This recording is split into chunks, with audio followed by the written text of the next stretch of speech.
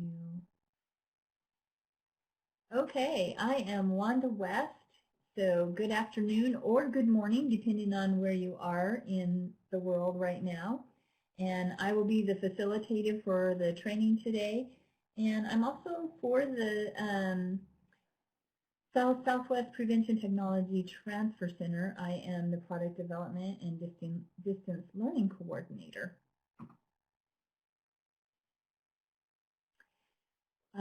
Really quickly, we want to recognize our funder as SAMHSA, the Department of Health and Human Services, Substance Abuse and Mental Health Services Administration. The views, opinions, and content expressed in this product do not necessarily reflect the views, opinions, or policies of SAMHSA, and we want to recognize them and let you all know that they are the reason that these wonderful products are available to you, and that we can keep bringing these trainings to you at no cost.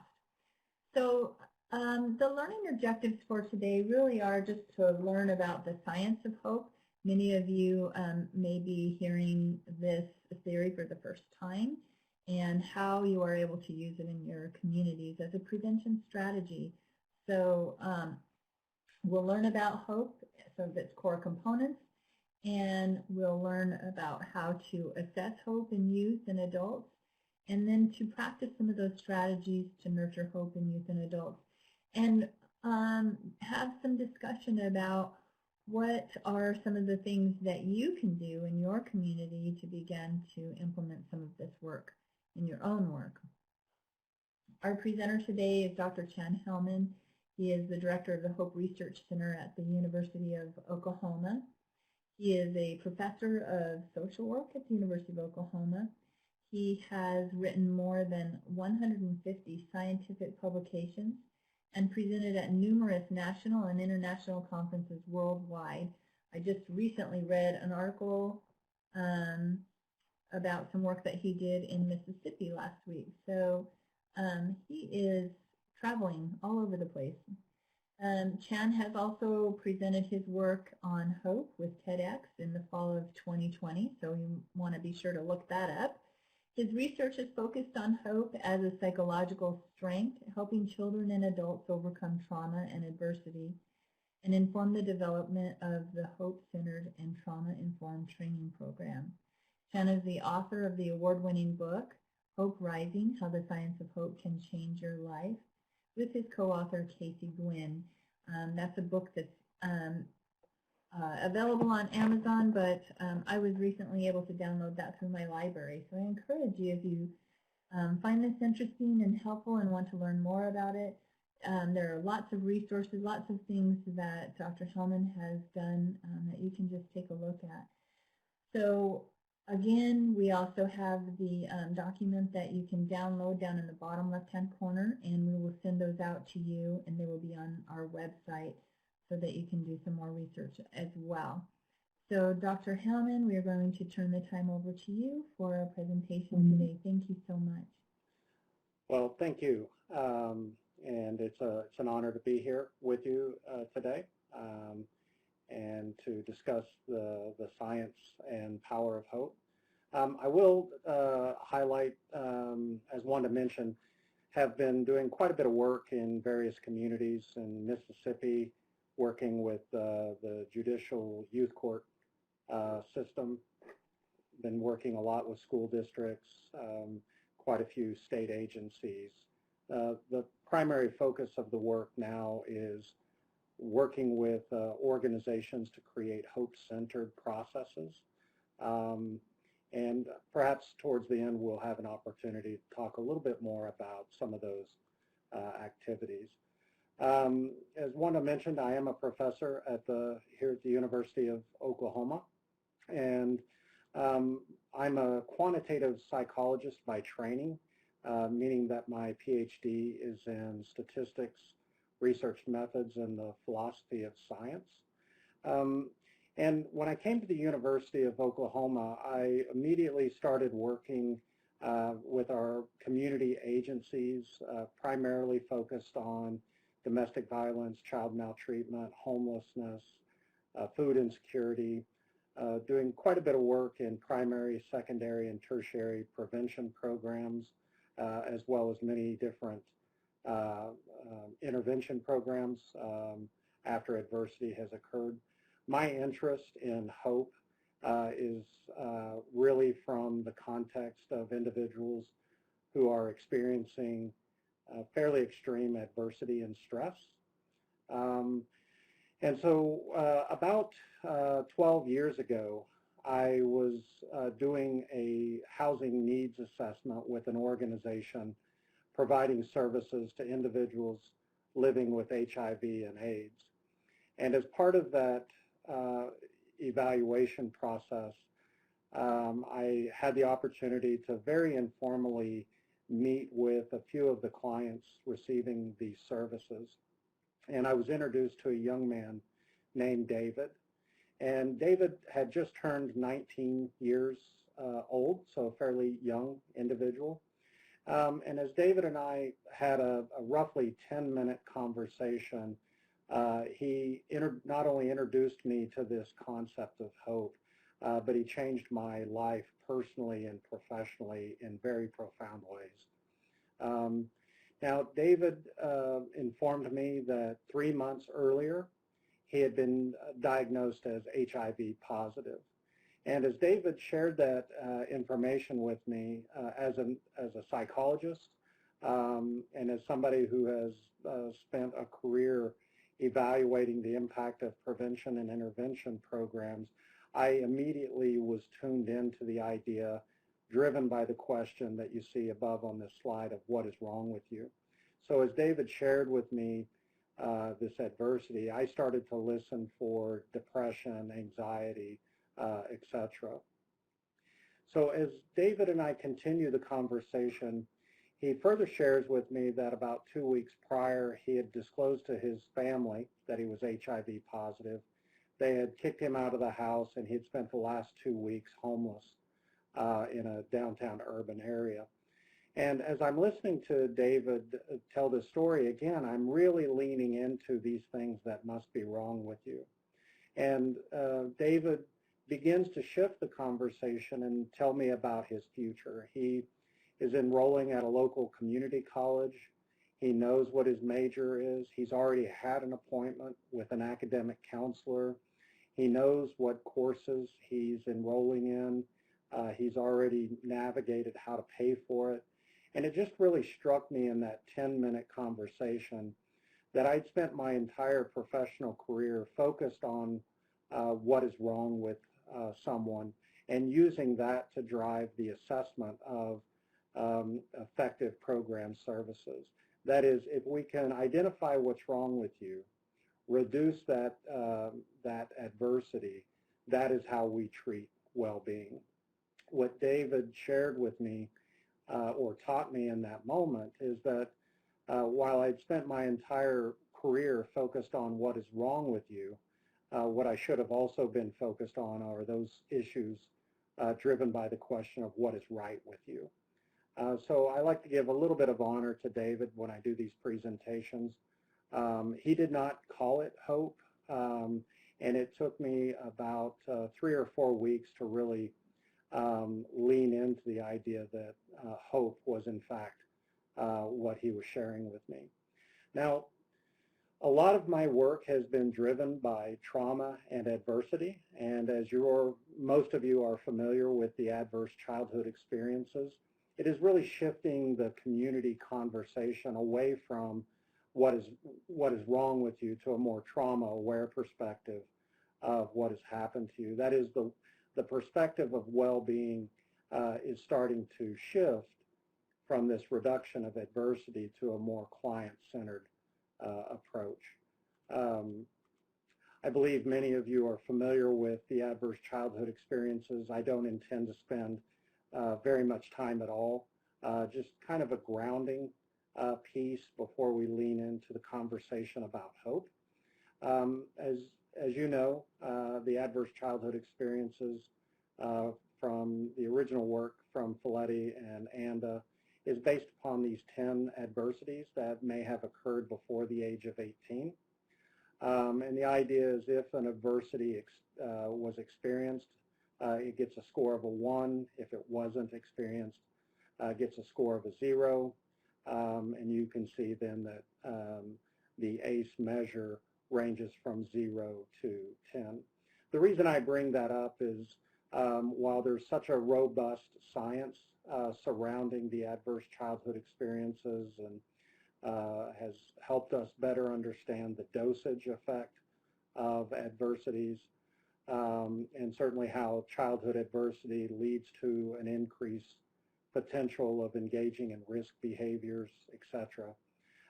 It doesn't measure a lot of things that are still recognized as adversities, such as bullying, community violence, immigration-related issues, human trafficking, etc.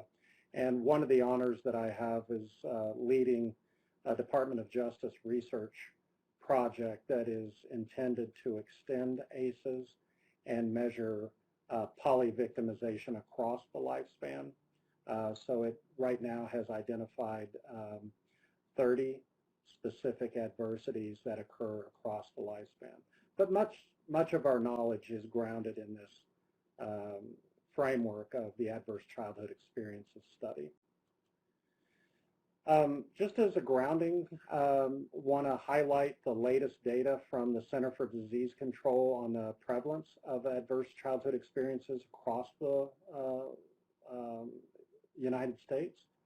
And as you can see, and the data is usually fairly consistent in terms of the prevalence, that is about 36% of the population have an ACE score of 0. And as you know, that really tells us that about 2/3 of the adult population have an ACE score of 1 or higher. So we know that these adversities are quite prevalent. The average ACE score with this data in the United States is a 1.61. And I just share that with you because, again, my interest on understanding hope is really driven by the idea of how do exposure to adversity reduce our capacity for hope? How do prevention and intervention programs nurture and restore hope? And then what are the outcomes associated with those increases in our capacity to hope? So the presentation that we'll discuss moving forward is really grounded in, again, the last 12 to 15 years of research on hope. I won't really talk about any specific study, and then spend a little bit of time about the training program that we've developed on how to nurture hope. So I'm going to ask you throughout this presentation to use the chat function to be a little bit interactive. I'll give you a little bit of a heads up that we're going to use the chat function, and that way you can be ready. With this slide, I'm going to ask you to use the chat function in just a few moments to respond to a question. So as I mentioned earlier, the national average for adverse childhood experiences is a 1.61.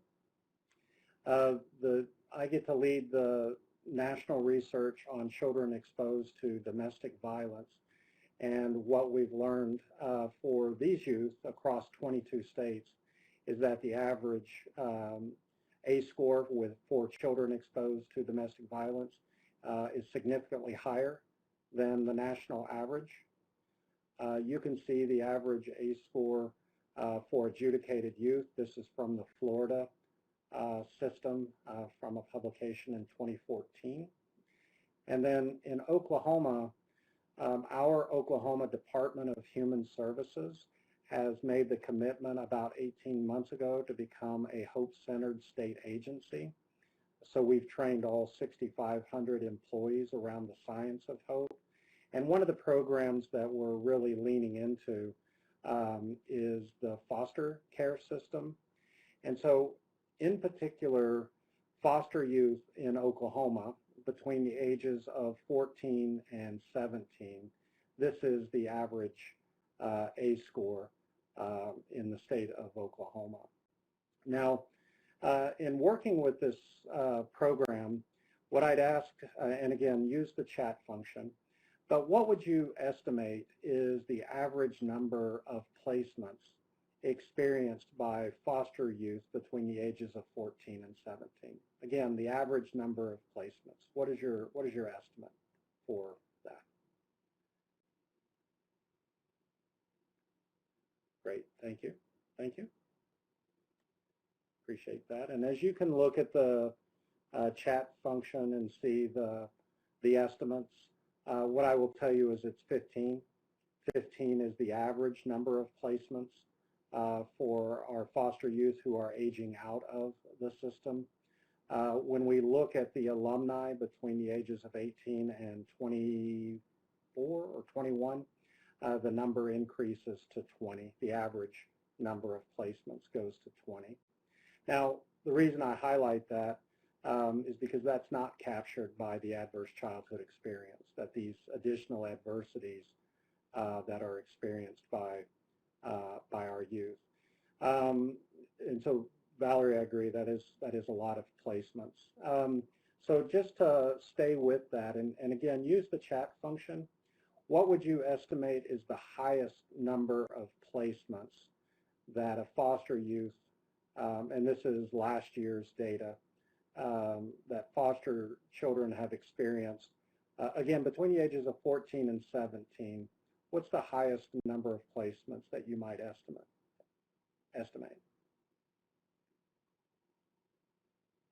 Again, I appreciate your engagement in the chat function. Thank you. And you can see, again, the counts. And it's 58. This is 2020 data. And we have a 16-year-old young man, actually now 17, with 58 different placements across our system. So the idea then is, if we look at our programs for foster youth, our prevention programs are oftentimes grounded in issues around preventing homelessness, drug use, etc. And so I just want us to keep that in mind as we begin to transition to this conversation about hope. Now, for me, in the work that I do, I'm not as interested in so much measuring somebody's adverse childhood experiences, how many they have. It's a little beyond the intent. What I'm more interested in is what does the research show on how those adversities show up when individuals begin to engage in prevention and intervention programs. And so what our published research shows is that both children and adults with higher ACE scores also have significantly lower trust in professionals. So said another way, these children and adults have significantly lower trust in you. And so if they have lower levels of trust, how does that influence the way in which they communicate? How does that influence the way in which they engage in program services? So for me, that's been the interest associated with the exposure to adversity.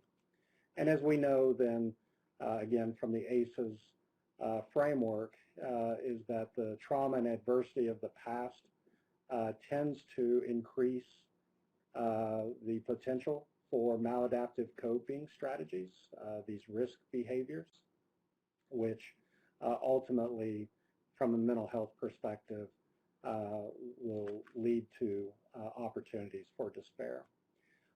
As you know, that framework has really promoted something we're all familiar with, which is this trauma-informed care perspective, recognizing how trauma and adversity influences help-seeking behaviors. I do also want to highlight that doesn't just include individuals who are engaging in prevention and intervention programs, but also those individuals like yourself who are serving individuals experiencing adversity. So one of the publications that we recently had was looking at secondary traumatic stress and burnout among child abuse pediatricians.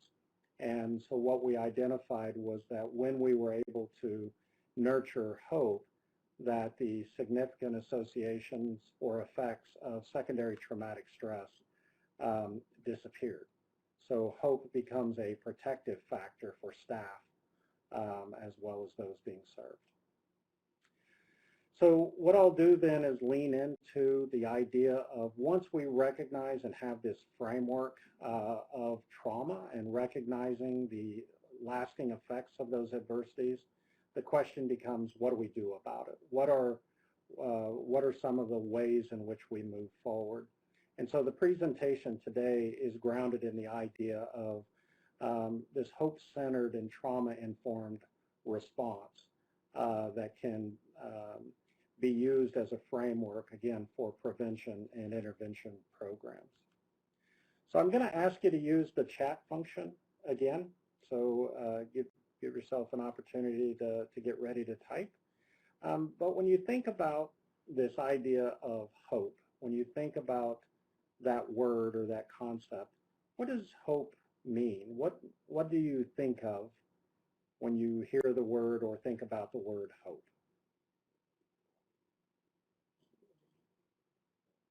Possibility for change and improvement. Thank you, Kristen. I appreciate that. Things can get better. Great. I really appreciate that. Thank you all for engaging in the chat function. Things are going to be okay. Good. As you continue to type, let me ask this question, and this is something else I'll have you type in. Is hope a feeling? Is it an emotion that we have? Or is hope a way of thinking? What are your ideas on that? Is hope a feeling? Is it an emotion? Or is it a way of thinking? Great. So a way of thinking for several. Think it's both. There's an emotion. So for the work that we're doing and for this conversation that we're having today, we treat hope as a way of thinking. And the reason that that's so important, that hope is a way of thinking, is the recognition that it can be taught. If it is a way of thinking, it is something that we can teach both children and adults. So here's our definition, that hope is the belief that your future will be better than today and that you have the power to make it so. So again, my area of work in trauma and adversity is interested in especially that last part, the belief that you have the power to make it so. Now, this definition is important for a couple of reasons. Now, you might remember my conversation with David, the young man who had just learned he was HIV positive, recently homeless. But the idea is that if we use the definition, that is, hope is the belief that your future will be better than today. If we stopped there, if that's where we stopped with the definition, that's really optimism. That's really just an optimistic perspective of the future. It's the last part of the definition that differentiates hope from optimism, that you have the power to make it so, tells us that hope is about taking action to pursue that future. So one of the things that I really enjoy about this concept of hope is its simplicity. It is literally based upon three simple ideas: goals, pathways, and willpower. Now, goals are the cornerstone of our ability to consider hope. So the basic idea is that from the moment you wake up until the moment you go to bed, each and every one of us are pursuing goals in our life, whether in the short term or the long term, but we are driven by goals.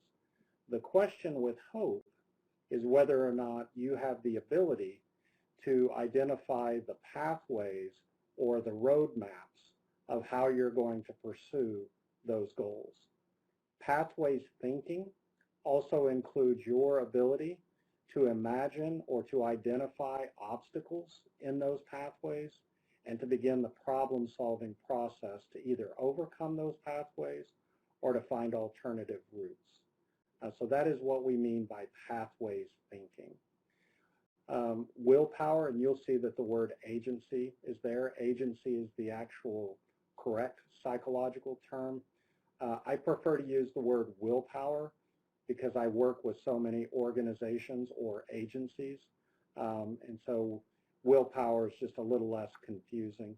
But nevertheless, it is the motivational part of hope.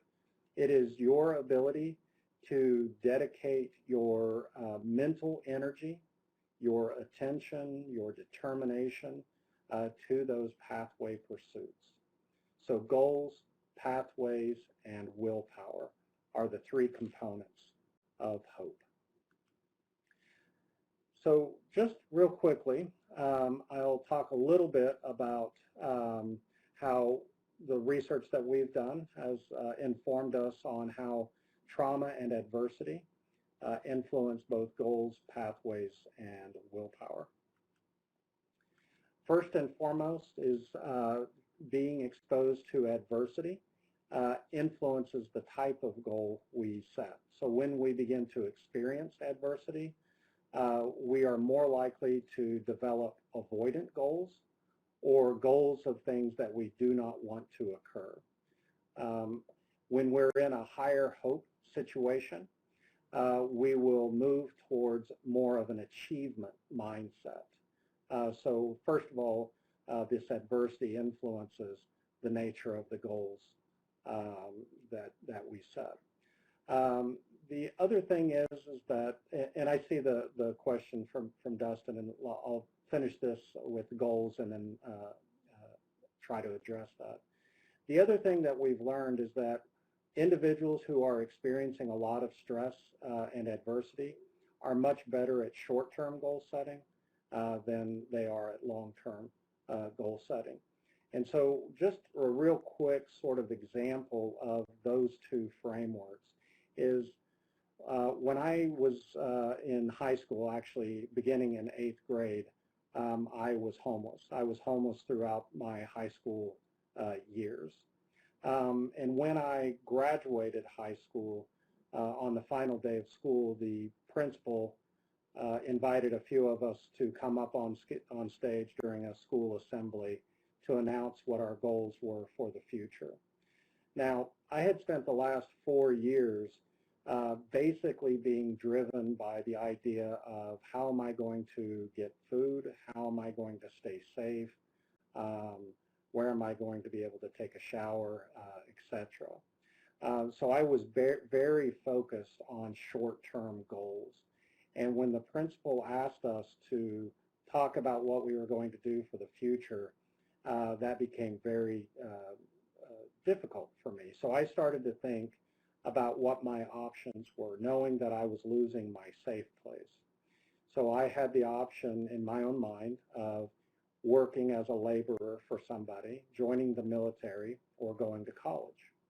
And so when the microphone came to me, I announced that I was going to college, and that was my goal. Now, most of the time when we hear that, we hear an achievement mindset, that somebody's going to college to achieve a degree. For me, it was very much an avoidant framework. I wasn't going to college to get a degree. I was avoiding the other options. As a result of that, my first semester grade point average is a 0.56, which means I failed every class but advanced swimming and life-saving. Turns out I enjoy swimming. But please recognize that the nature of goals that we set influences the pathways thinking that we have of how to get there. Going to class, reading chapters, studying for exams, they were not pathways to the goals that I set. So that's how trauma and adversity influences goals. So the willpower question from Dustin, in somebody trying to get sober, it's a really good question. What we tend to look at in substance abuse and recovery programs is really what are the goals. Almost everything around this idea of hope is grounded in the idea of the goals that are being set. And one of the things that we found in some of our research in substance abuse and recovery efforts is that primarily and this is not true always, but primarily it's being driven by an avoidant framework. And so, so then we look at how that willpower is shaped there. What I want to be careful of is suggesting that willpower is a failing. And I think as you indicate that it is somehow a victim-blaming framework, you either have it or you don't have it.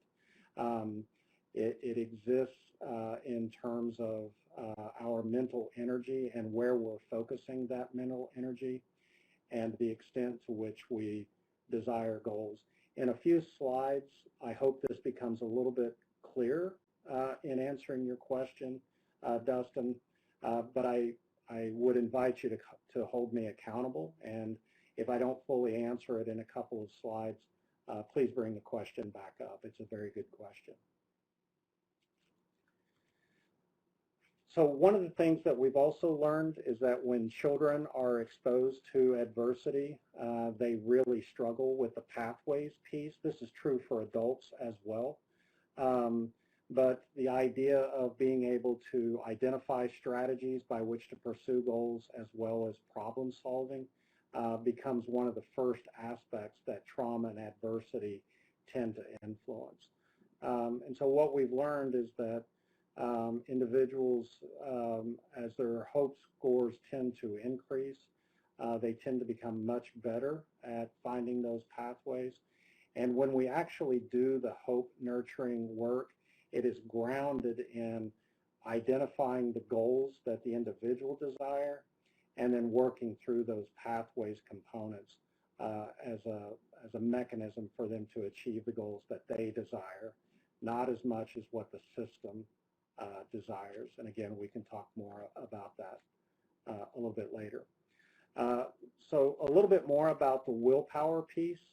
And so here's two things that we've learned in this research. First and foremost is that our willpower, that this mental energy that we have is a limited resource. Each and every one of us have experienced, for instance, at the end of the day, being mentally exhausted. That is what I mean by the depletion of that willpower. What's important is what happens when that willpower is reduced, and that is our ability for self-regulation to regulate our thoughts, emotions, and behaviors becomes somewhat degraded during the reduction of that willpower. Some of the research actually coming out of Florida State University demonstrates that the glucose levels in our blood are actually associated with our willpower. So if you think about glucose for us, it is our source of energy. And when that glucose is being depleted, in some of this aspect, Dustin, is when individuals are focusing their mental energy on resisting, what the research shows is that that glucose level or that willpower is being depleted at a higher rate, which then influences, again, our ability for self-regulation. So at the end of the day, nutrition becomes an important component of this willpower piece.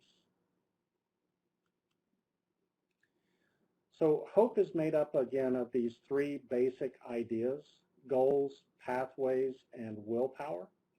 And the important component is recognizing that both willpower and pathways are required to be considered hopeful. You have to have both components to be considered hopeful. One example would be that I'm highly motivated for a goal, but if I don't have the pathways, then I would be considered a lower hope individual. In a tertiary prevention program that I was working with, where parents are attempting to reunify with their children, one of the statements that the mothers made was, I want my daughter back, you all won't let me. And what that highlighted was a high level of willpower or desire for the goal, but it was really a pathway statement. That is, the pathways of the child welfare system are so complex that the pathways component just wasn't there. We have to have both pathways and willpower to be considered hopeful. So what I'd like for you to do is to think about the way in which you use the word hope every day in your everyday language, and think about what are some examples of the way we use hope in this language. So for instance, we might say, I hope you have a great day. I hope you are well. In Oklahoma, it's not uncommon for us to say, I hope there are no tornadoes today. And so when I say something like, I hope there are no tornadoes, or I hope you are well, I may have the willpower, the desire for you to have a good day. However, I have no pathways. I have no control over whether you have a good day or whether or not there's a tornado. And what I want us to recognize is that when I'm using this word hope, when we're thinking about hope in this context, it is different than wishing. It is different than wishing. So a wish is when we have willpower towards a goal but no pathways. So we remember that a wish in that desire for the outcome is passive. There are no pathways to achieve it. Hope is about taking action to pursue that goal. So it's an important distinction, because when we're typically working within the community, when we use the word hope, more often individuals think that from the framework of wishing. There are over 2,000 published research studies on hope, the way we're describing it or the way I'm discussing it today. One of the consistent outcomes from this research for both children and adults is the common understanding and recognition that hope is one of the single best predictors of well-being, again, for both children and adults.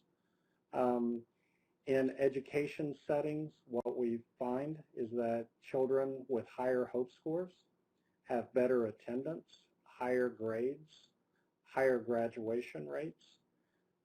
There's research now that shows that a child's hope scores are a better predictor of first-year college performance in the university setting than the ACT, SAT, or high school GPA. We also see that hope is associated with workplace performance, burnout, etc. It also promotes volunteerism, so that individuals with higher hope scores are more likely to volunteer in various community service agencies. Now, this is, for me, the most important slide in the presentation. And so, Dustin, this is the slide that I want to make sure that after we get past, we've either addressed your question or given you some food for thought in this framework. And so I'm going to ask you to use the chat function several times during this slide. So the first thing that I would like to ask for those of you is to ask simply how many of you know how to drive or have attempted to drive a manual transmission vehicle or a stick shift car. How many of you have had that experience?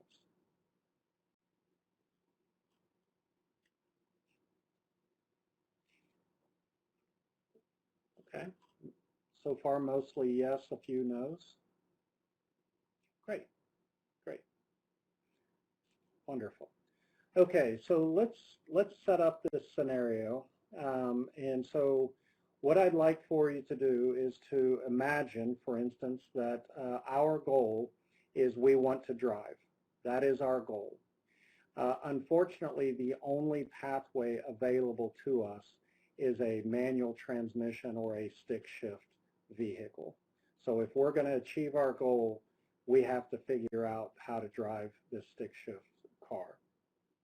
Now, for those of you who've never had that opportunity, what I'd like for you to do is just kind of lean into the conversation. And for the rest of you who have had that experience, what I'd like for you to do is to remember that very first time that you attempted to drive a stick shift car. So just reflect on that for a moment. And actually, what I'd like all of you to do is to just imagine yourself sitting in the driver's seat of that manual transmission vehicle. And what I'd ask you, and use the chat function, can you picture yourself in that driver's seat? And in your mind, can you see the pedals on the floor and the stick shift transmission or the gear shift beside you? Can you imagine yourself in that scenario? And you can see that most of us have that ability to imagine ourselves in that scenario. And here's the first important takeaway for nurturing hope, and that is imagination is the instrument of hope. In order to nurture hope, we have to begin to imagine ourselves in that future context. It tends to elevate the willpower that we need to begin navigating that pathways piece. So let's go through a hypothetical example of driving this stick shift car. So for those of you who've had this experience, again, remember that very first time, sort of lean into the anxiety, the excitement, the fear of that very first experience. And let's add just a little bit of adversity. Let's say that we are actually parked uphill. That is, when we start driving, we're going to have to drive uphill to start. And then one more small piece of adversity. Let's say that there's a brand new BMW vehicle parked immediately behind us. So we've got to go uphill, and we've got this brand new car parked immediately behind us. And so I appreciate the comments, because what it should elicit is this sort of emotional anxiety associated with this experience that, for those of us who know how to drive, certainly did experience. So using the chat function, remember, we've got to go uphill, and there's a brand new BMW parked immediately behind us. So as we've got the car started, we're in first gear. We've also got our foot on the brake. But as we slowly start to let that clutch out for the very first time, in that moment that you let that clutch out, what is your goal? In that moment, what is your hope? And most commonly, the responses that I get will be, don't hit it. Well, just what you said, Nicole, don't hit the other car, don't stall the engine.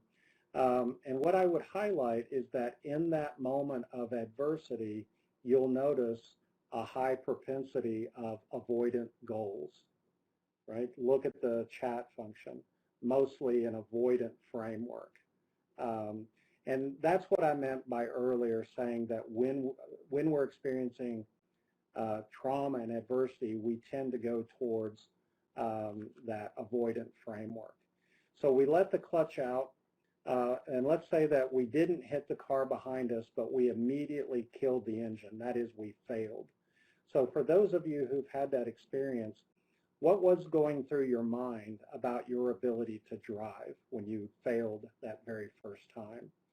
And most of the time, the response is, and you might remember that we were telling ourselves, exactly, thank you, LaShonda, this is impossible. I can't do this. I'll never be able to do this.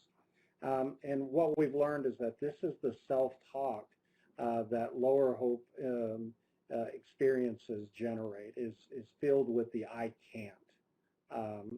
And so let me ask those of you who know how to drive the stick shift car or had that experience, why didn't you give up? Why didn't you quit when you had that first failed attempt?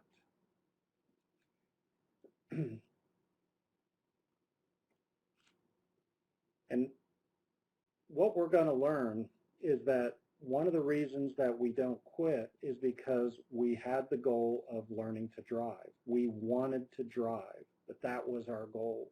And we recognize that in order to achieve that goal, we have to learn how to drive this stick shift car. And so here's the second important takeaway. The more we desire a goal, the more we're going to face adversity to try to overcome it. The more we desire the goal, the more we're going to face adversity to overcome it. And here's what we've learned in working with prevention and intervention programs is we have to recognize that it is the client's goal, not our goal for them. They have to desire that goal in order to generate the willpower and the pathways component. So we start the car back up again. We let the clutch out, and this time we lurch forward. We're actually driving. We didn't hit any other cars. We have a successful attempt at driving. Now, so because practice makes perfect, we pull the car over, and we're going to do it all over again. We're still going uphill, but we're going to practice this again. And this time we start the car up, we let the clutch out, and this time we kill the engine, we stall the engine. But what I'd like for you to do is to recognize what our self-talk is at this point. And our self-talk switches from that very first failure of I can't do this to a slight change, which is I've done this before, I can do this again. Even if it was luck, I've done it before. Now, this is under the framework of what we call hope begets hope. Hope begets hope. And what this tells us is that first successful attempt at driving the car demonstrated for us that the future is possible. And so the idea that the future is possible begins to shift our mindset of the way we think about how to get there. And so pretty soon we're driving. And if I can drive in my neighborhood, I can drive in the city. If I can drive in the city, I can drive on the freeway. If I can drive on the freeway, or let's say that if I can drive in Tulsa, I can drive in Seattle. Now, every new experience introduces anxiety. But what I recognize is that I know how to drive a stick shift car, so it's possible. That's what I mean by the hope begets hope component. So this is the goals and pathways piece. What I'd like to ask us next is how well can you manage your willpower during this process? So if we think about the idea that our willpower is the mental energy that we have, how much of our attention is required when we first let the clutch out on that car? And the answer is all of it. We have to be able to dedicate all of it. Now remember, willpower is finite. Willpower is finite. So as you've been listening to this idea that hope is about goals, pathways, and willpower, those three components, what I'd like to ask you to consider is, and for me, this is why hope became such an important component early on, is I think that your program services are pathways of hope for the clients and the communities that you serve.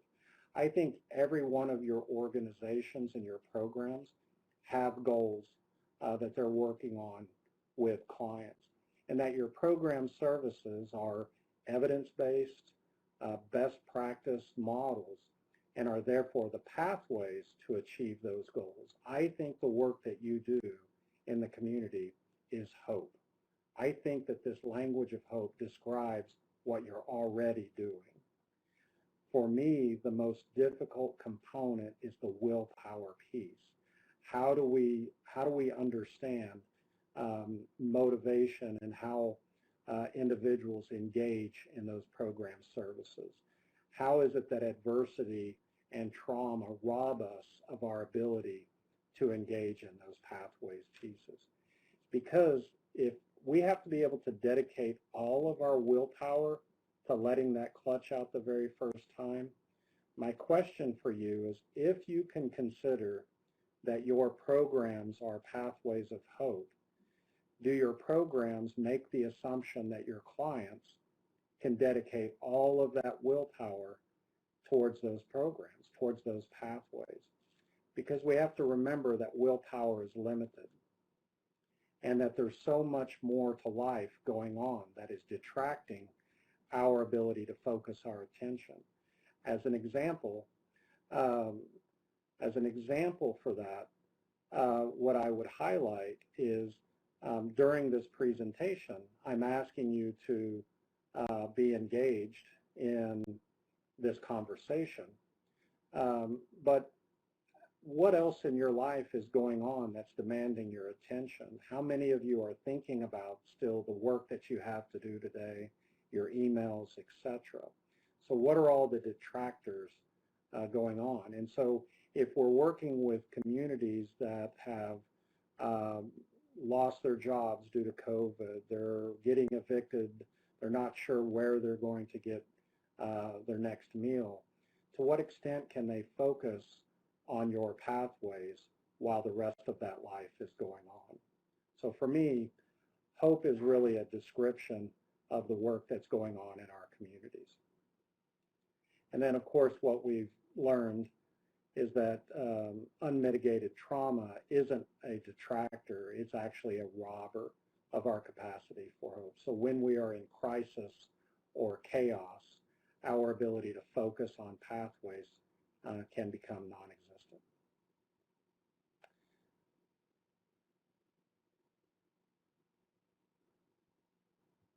Right. So I'd like to ask you to, again, participate in a little bit of an activity. This one's not yet interactive, but in a few minutes I'll ask you to engage in the chat room function. So what I'd like for you to do is to just get in a comfortable position. I'd like for you to close your eyes and just let your mind wander. Just let it go wherever it needs to go, and I'll bring us back in just a few seconds.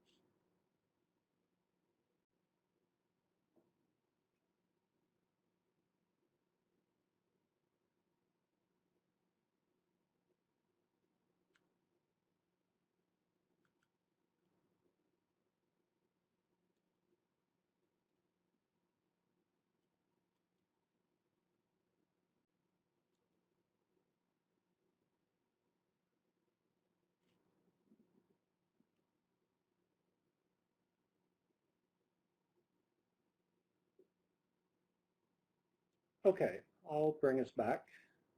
So as your mind was wandering in that moment, and again, I'm going to ask you to use the chat function, but as your mind was wandering, where did it go? Did you start to think about the future and all the things that you have to do today still? Or were you more likely thinking about the past, something that maybe happened today or over the last period of time? And I'd like for you to just type in the chat function, as some of you are doing, but do this and watch the responses. Now, some of you may have been actually present, but what we find is that most of us tend to be reflecting on the future, that we tend to be much more future-oriented. A little less frequently, we begin to reflect on the past, and actually rarely do we actually become present. This comes from what is referred to as attention control theory. And so what we know, again, is that most people tend to be future oriented. But in our work of trauma and adversity, what we recognize is that when we think about the future or the past, we know that that can be both positive and negative. And in fact, in several of our publications, our research publications, what we've learned is that individuals with higher ACE scores, communities with higher adversity, tend to think about the future from the perspective of worry and fear, or engaged in rumination, regret, shame, or guilt. So much more likely to engage in worry and rumination. And what we've learned is that when we are spending more of our time worried about the future or ruminating on the past, we tend to score much higher on indicators of suffering. So for our work, what we're interested in is how do we interrupt this suffering so that children and families have the opportunity to engage in hope. Because we know from the published research that if we can nurture and restore hope, we have a much higher likelihood to experience well-being, to thrive. So that's really been the focus of the work that we've been doing here at the University of Oklahoma. So one more chat function opportunity for us. So I'd like for you to just answer this question using the chat function. What is the opposite of hope? So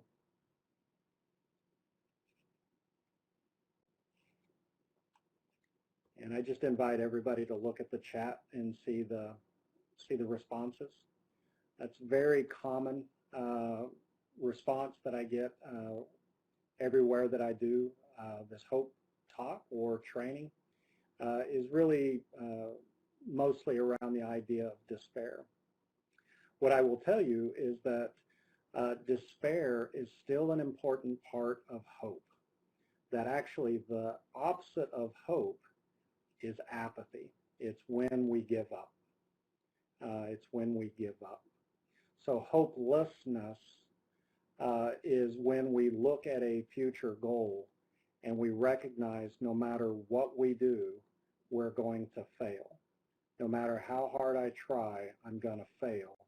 So why try? So it's a giving up. It's that loss of motivation piece. So despair, as I mentioned, is still an important part of hope. And here's why.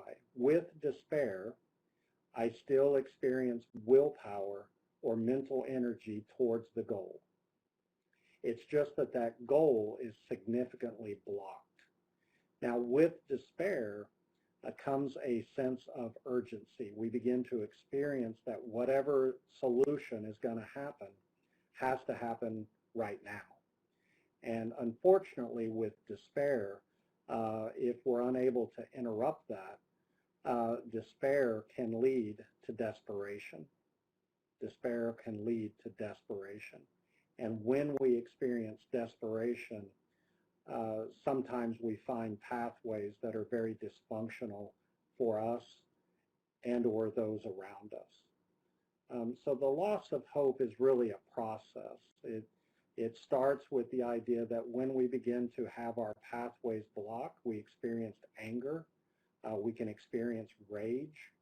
But if we're unable to overcome those barriers, we then transition to despair.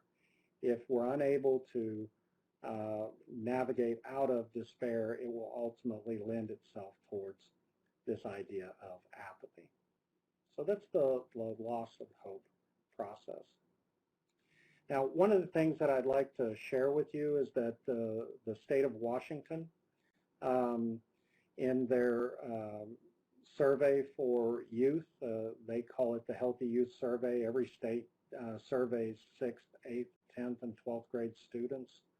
In Washington, the state of Washington, it's referred to as the Healthy Youth Survey. In Oklahoma, it's the OPNEA. And in Washington, they incorporated the Children's Hope Scale as part of that assessment. And so here's just a couple of the findings. In particular, around depression among 8th, 10th, and 12th grade youth. This is about 10,000 responses. We're able to categorize youth or people who complete the assessment into these 4 categories of high, moderate, slight, or the no, low hope category. And you can see then that those individuals who are scoring lower have a higher rate of depression compared to higher hope youth. The results are very similar for anxiety, loneliness, and here is the results for suicidal ideation, again, among 8th, 10th, and 12th grade youth. So you can see again that lower hope, the experience of lower hope has a significant association with suicidal ideation. Now, the good news, and as part of the poll question that you responded to at the very beginning, is this idea of the good news of all of that is that we know that hope can be taught. We know how to nurture and restore hope in children, adults, and families. And that has been the focus of the work that we've been doing for the last several years, is to really examine simple strategies of how to do this work.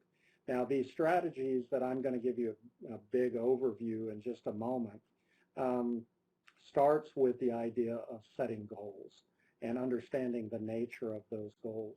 We have a couple of worksheets that we use for youth and adults, and what we have found very consistently is that we can actually increase hope in about an hour. In about an hour's worth of work, we can begin to move the needle in that process. The question becomes, can we sustain it? Can we sustain that hope? So nurturing hope, as I said, involves a very specific process. It always starts with goal setting and goal clarifying. Remember, the individual has to desire the goal, so we want to lean in and understand the goals that they desire. As an example, I just published a piece that really focused on domestic violence survivors, their goals. So survivor-defined success as opposed to system-defined success. So we leaned into the idea of what do the clients want as their goals. When we begin to engage in that process, we see that the willpower part begins to increase, which allows us then to begin to examine potential pathways.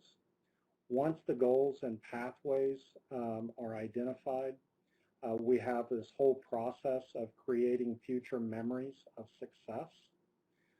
So this is really that part where imagination is the instrument of hope.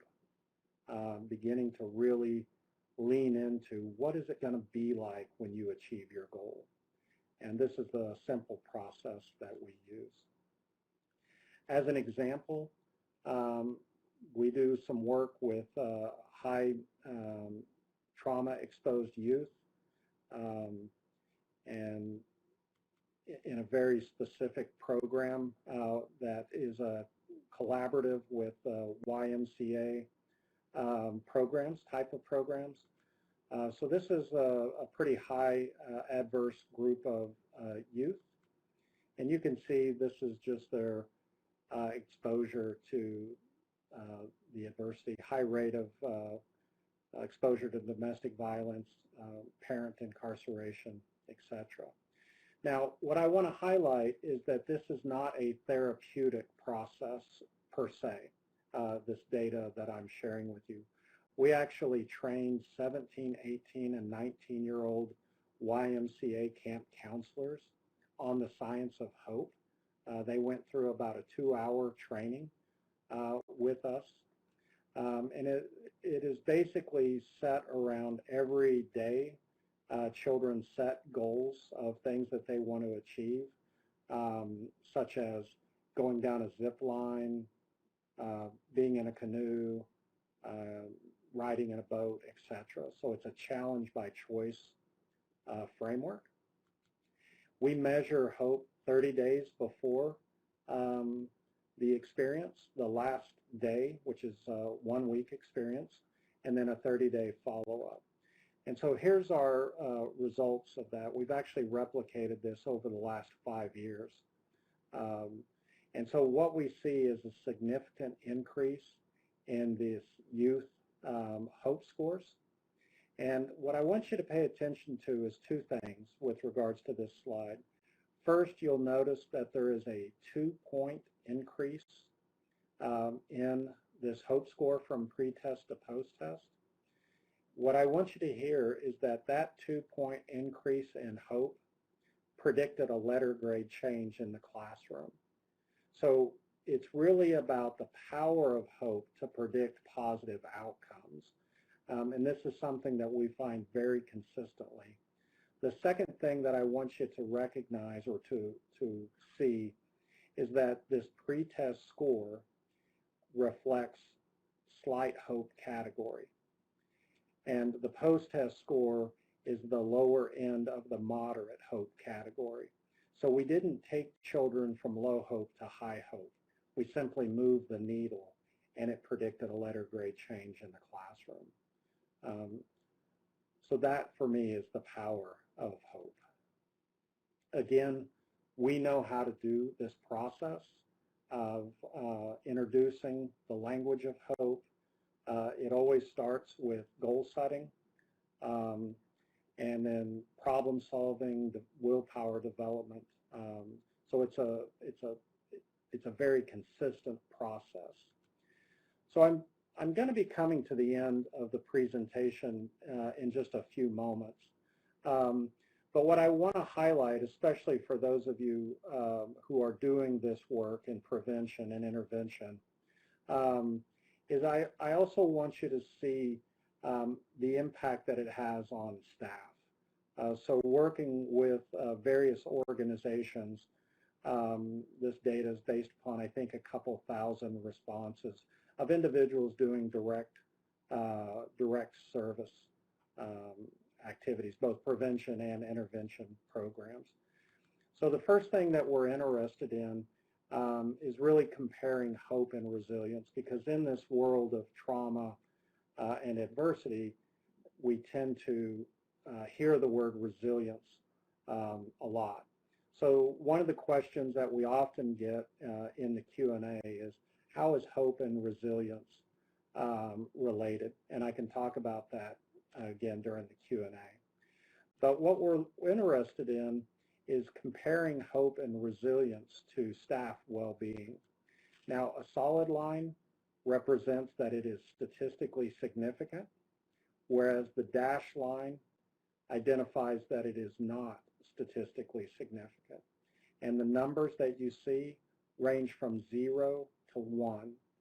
The closer the score is to 1, the higher the predictive validity. So you can see in this graph that for staff, hope is actually a better predictor of staff well-being.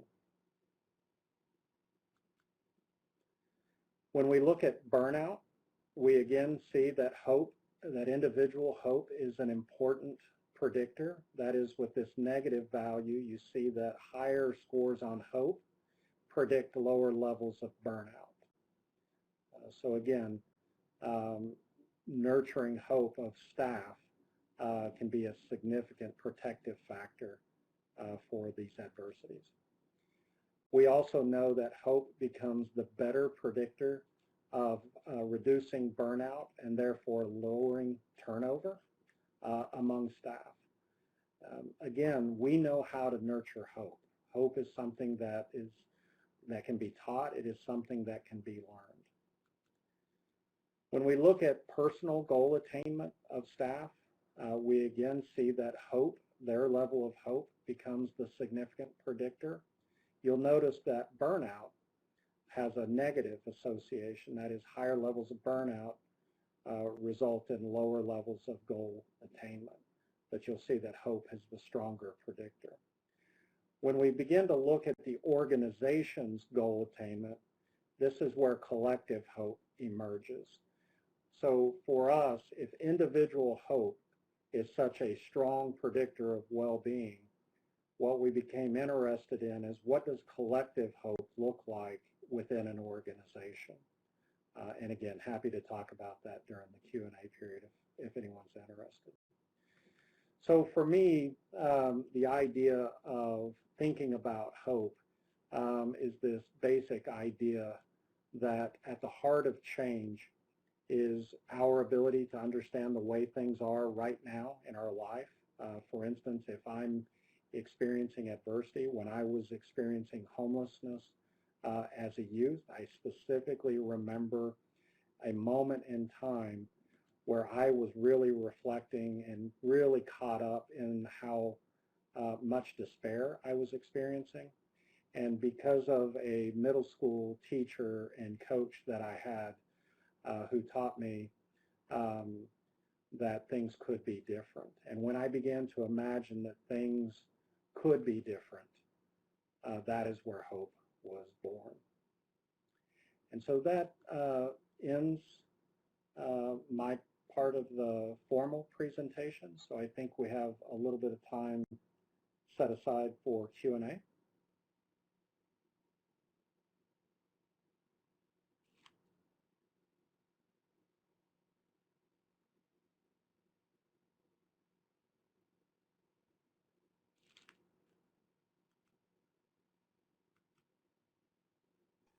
This is Wanda, so feel free to. This is Wanda, so feel free to. And you might have to mute your microphone. And you might have to mute your microphone.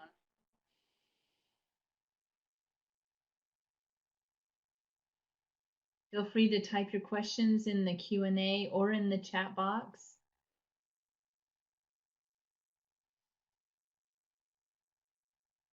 Looks like there's a couple of folks typing.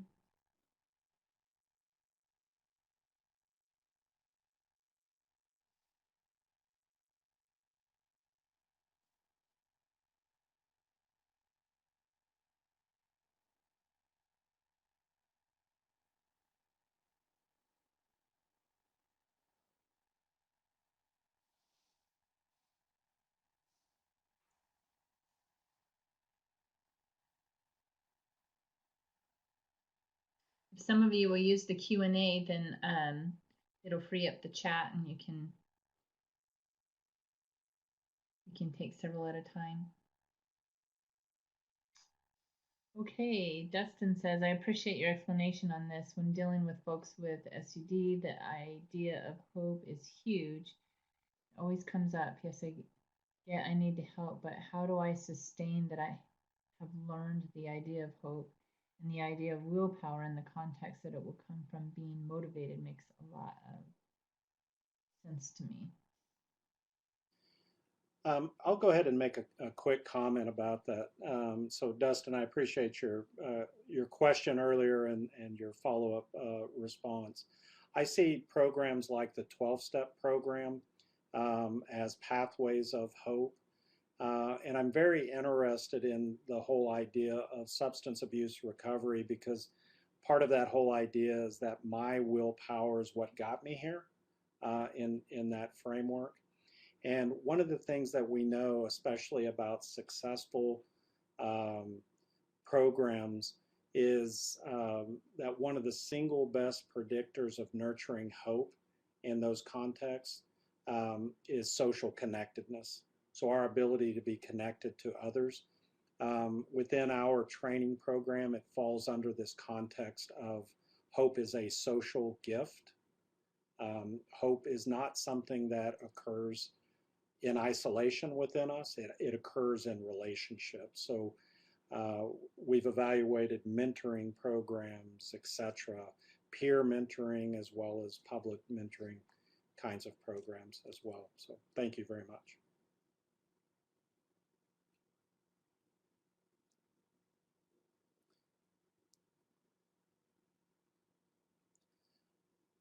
So in the question Q&A section, I see Kathy has the question, what's the distinctions between hope and resilience?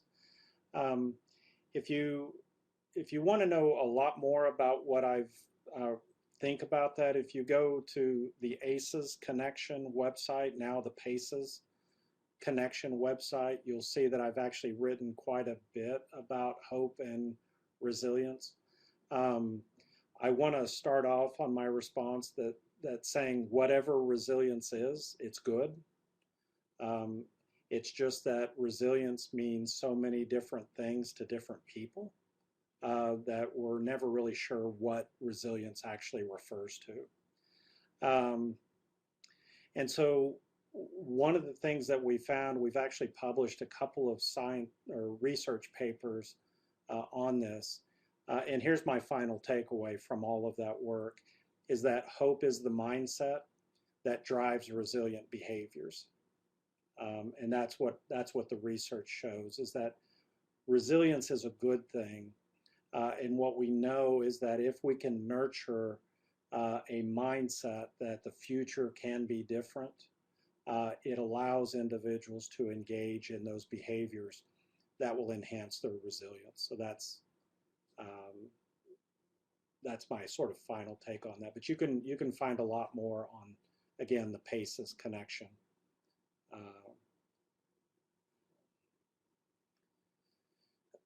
And I think it's acesconnection.com or pacesconnection.com. Both of those will get you there.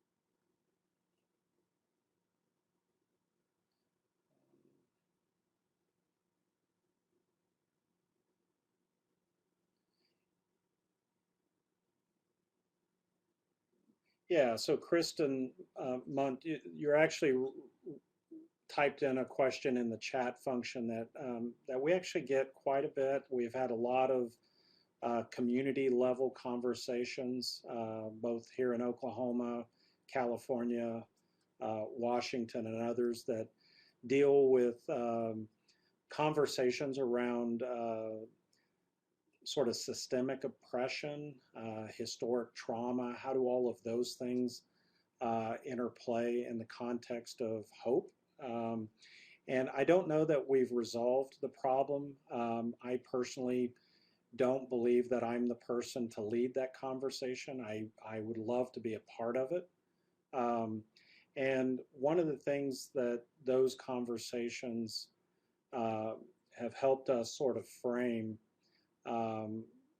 both by indigenous peoples and certainly BIPOC communities, is that these systemic, these oppressive experiences and systems, the experience of racism, historic trauma, all of those things, first and foremost serve as significant barriers to pathways. They significantly restrict access to pathways. And we also know that it can drain sort of that willpower component of that. So we're beginning those conversations. Again, I don't believe I'm the person to lead that, though I think hope has a role to play in helping us better understand that process. So I appreciate your comment and question. I don't have an answer for that.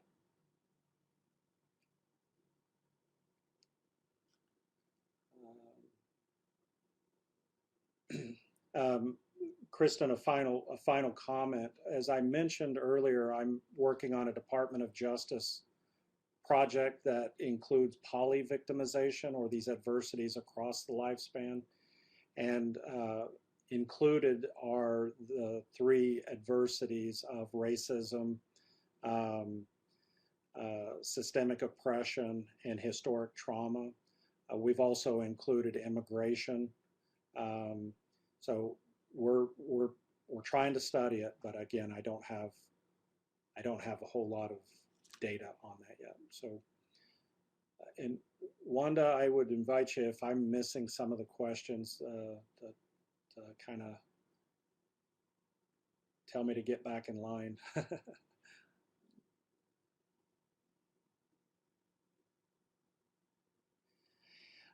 Beverly Tremaine, I think the answer to that is yes. Would hope be mental or cognitive, and resilience be an action? Although I do think that hope is very much about taking action. I tend to think about resilience. For instance, when people who knew me in high school see me as a college professor, somebody who gets to travel a lot, they'll always say it's the same thing. They'll say like, you're really resilient. Um, and for me, it's kind of a difficult question because I may be giving the presence that things are okay, but I think like a lot of people, I'm pretty good at hiding a lot of that. And so I think that it's,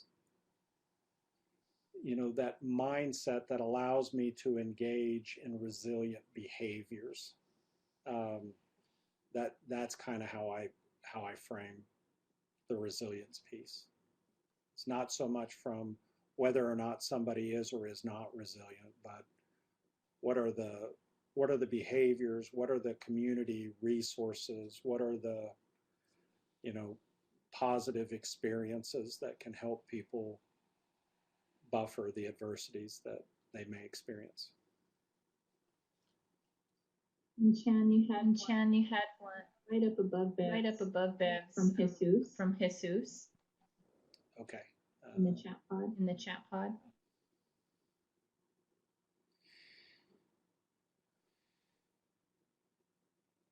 The fear of change. So that's a really great statement and a great question. So it actually allows me to sort of say two things. Number one, when I'm talking about hope, I'm not talking about the power of positive thinking, that people should just wake up and be hopeful. Um, what I'm more interested in, well, the other thing is that life is much more complex than just hope.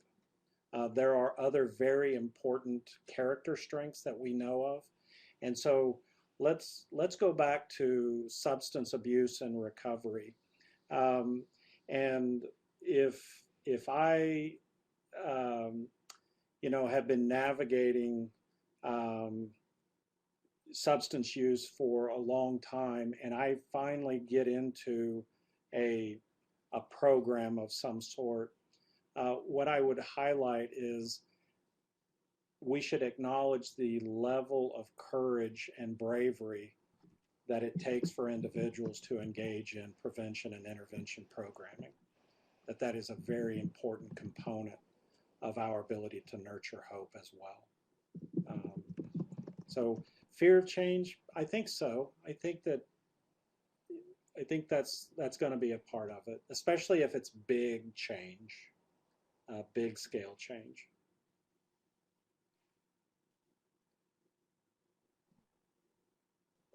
So we have about four questions over the Q&A. Chan. Okay. It looks like some people are clocks. We're going to end at 3 o'clock. So those of you who still have questions, Ken, can you mute?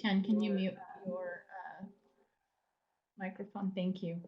Those of you who still have questions, we will get to them in just a moment. I just want to allow people time to visit our evaluation for the training today. This is how we are able to continue to provide wonderful training to you all. That evaluation link has been provided a couple times there in the chat box. And I wanted to let you know about 3 trainings that are coming up in the Southwest within the next couple of weeks. And then the third session, the third in our trauma series on May 27th. We've done some switching around with that, and so we'll send you more details about that if you are not on our mailing list. Again, at pttcnetwork.org. Please sign up for that, and we'll send you the registration information as that becomes available.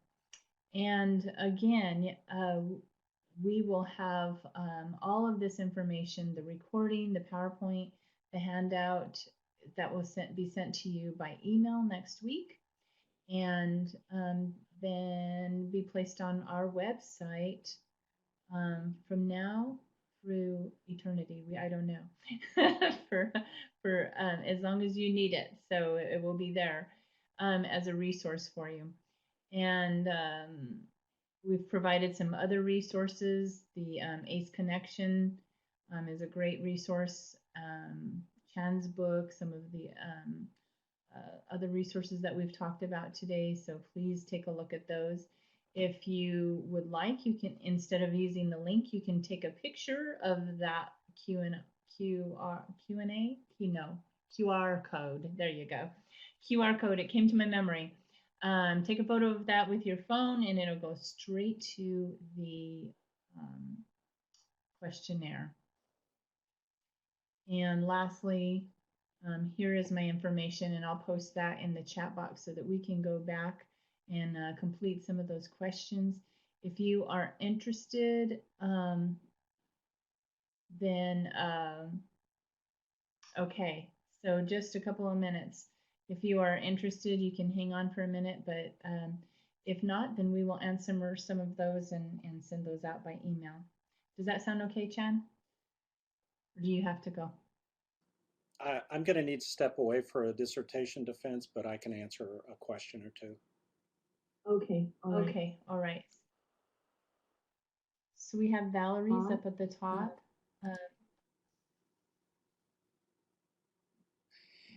Okay, so basically what we know in that research is that when an individual begins to experience success towards their goals, then it elicits a positive emotion. So we know that emotions are an outcome of our capacity to hope. So the idea is that, and we've actually published a couple of studies on affect balance. So we know that individuals who, for instance, are experiencing homelessness tend to experience a much higher negative affect than a positive affect. But as we begin to nurture hope, and remember, hope begets hope, then what we see is an improvement in that affect regulation. So going through goal setting and pathways development sort of results in that improvement in affect. So I'm not sure if I fully answered or even came close. The question on how do you evaluate hope in small organizations, if you will Google adult hope scale, if you will Google the adult hope scale, it's available. I won't say it's in the public domain, but it's readily available. The way we measure hope is readily available. So we actually use that and a couple of burnout indicators. Again, we actually do it through an assessment process. Okay, thank you. Okay, thank you, Chan. And thank you all. And thank you all. Today, I'm sorry. Through all of the questions. We'll make an attempt to find a way to make sure those are answered, and you all will receive an answer to those. Thank you, Dr. Thank you, Dr. Hellman, for being with us today. We sure appreciate our time with you. This opportunity. To learn more about this very important topic. As you can tell, there is a lot of interest, and we'll continue to provide as many resources to you as possible. Thank you so much.